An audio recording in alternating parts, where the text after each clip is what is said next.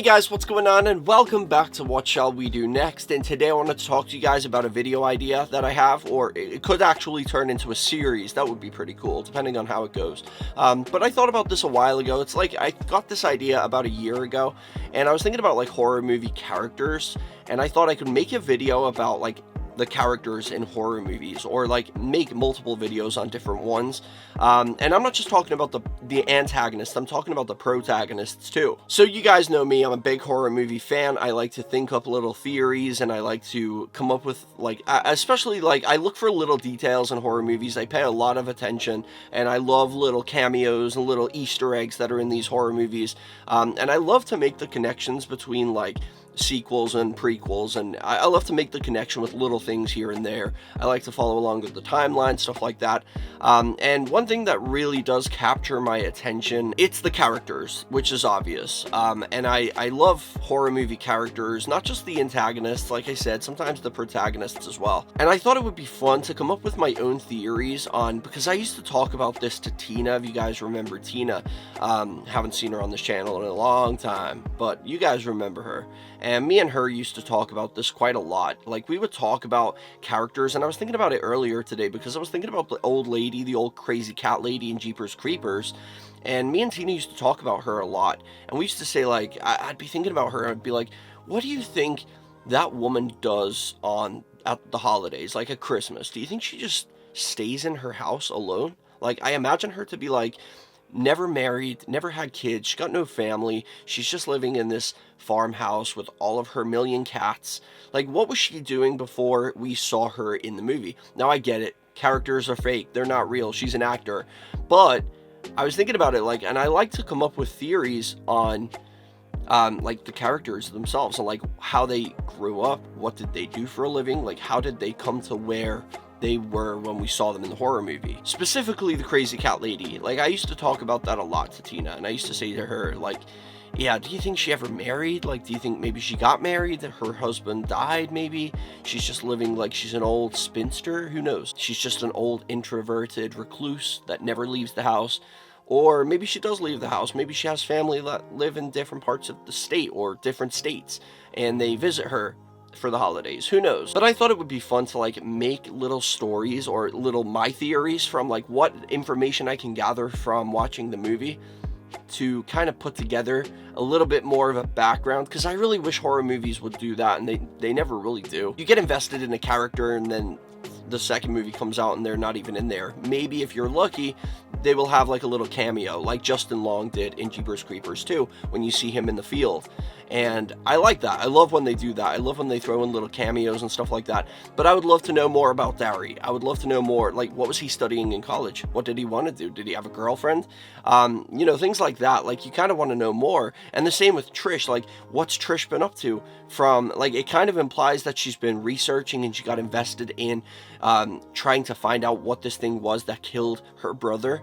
And you see that in the end of Jeepers Creepers 3. It showed the little clip of her talking about her brother and like how the creeper is coming back soon, and this time she's going to fight it. And then it didn't work out, and we ended up with Jeepers Creepers Reborn, which nobody asked for. But I would love to know what Trish did throughout her whole life, from that moment until what she was in Jeepers Creepers 3. What did she work as? And there is little things that you can find out, like the original script for Jeepers Creepers 4 does say that she had a son who was like a teenage or pre-teenager, and he's also named Derry. She named her child after her brother, and she was successful and stuff like that. So I like when they go into like a bit more detail about the characters instead of just like leaving it at what you saw in the movie. And like Giselle is another one. I really like Giselle, the psychic lady who came to help them, but didn't work out very well. But I would like to know more about her. I would like to know how, like, what else has she dealt with in her life,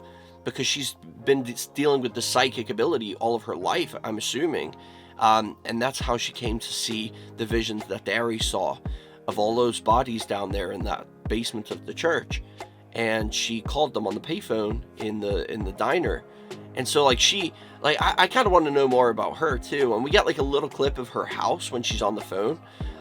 It'd be cool to like pick little things and try to figure out more about Giselle. It was mostly Jeepers Creepers that put the idea in my head.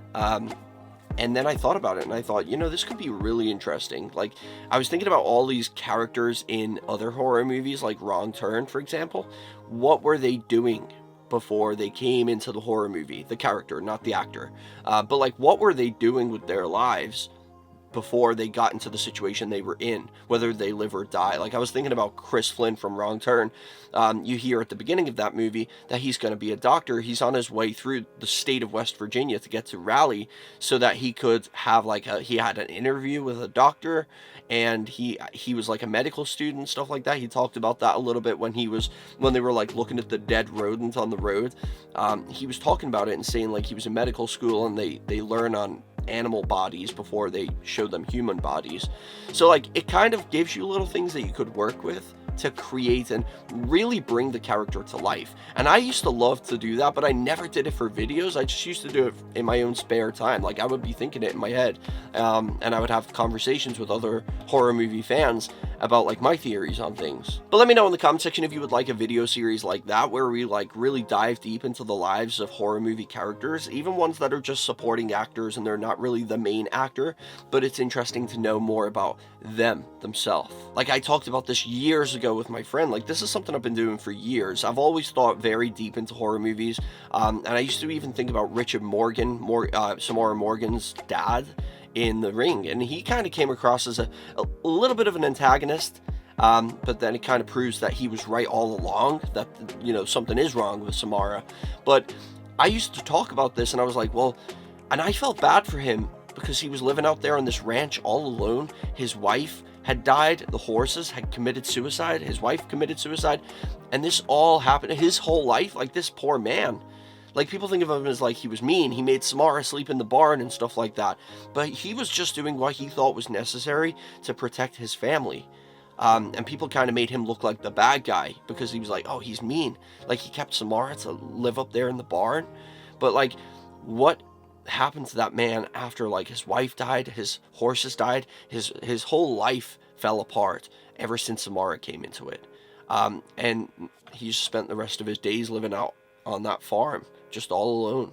And it kind of made me feel bad for him, thinking about like how much he must have loved his wife, and he loved his horse ranch, and he loved racing, and he loved all of this stuff, and it was all ripped from him because of Samara. It makes you feel bad for him.